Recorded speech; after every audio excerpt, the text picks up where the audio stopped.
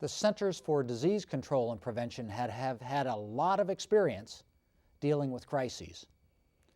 And they've come up with a mantra: be first, be right, be credible. Be first, be right, be credible. Now that's an interesting mantra, and at first glance it's a little confusing. Be first. When something happens, there's an information void. Do you remember the first phase of a crisis life cycle? People want information. They want answers. So there's a void in their looking.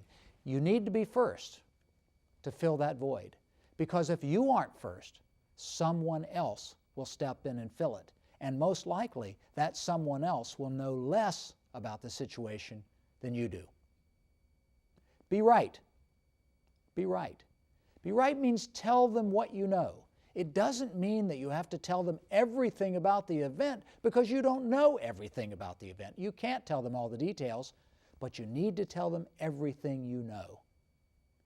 And be credible. Credibility is built by being honest and forthright. You tell them what you know, you tell them what you don't know, you tell them what you're doing to answer the questions you don't know, and you tell them when you'll give them the next update. Be first, be right, be credible. Well, CDC also developed a very nice little pocket card. And this pocket card emphasizes the top tips. A whole series of, I use it, I carry it all of the time, so that I can follow and I can look at that and get some reminders as I'm facing risk communication opportunities.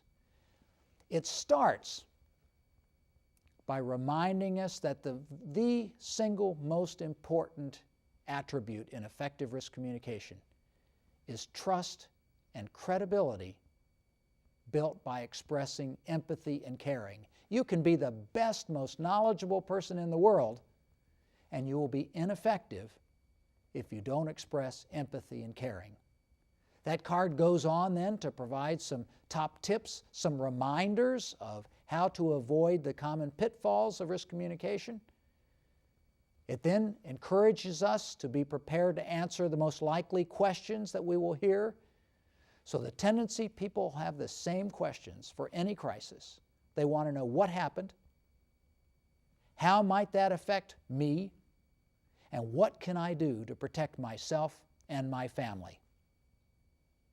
This card also reminds us to stay on message, something that's called bridging. Know the key messages we want to share and go back to that key message. Reinforce that key message.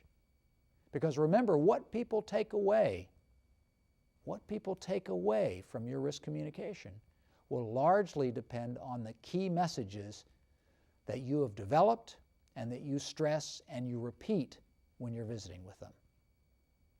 So covering once again CDC's mantra, be first, be right, be credible.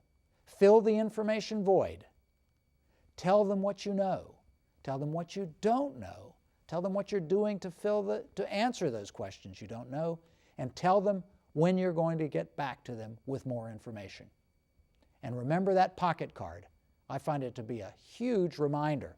It's my little cheat sheet to help improve my risk communication skills.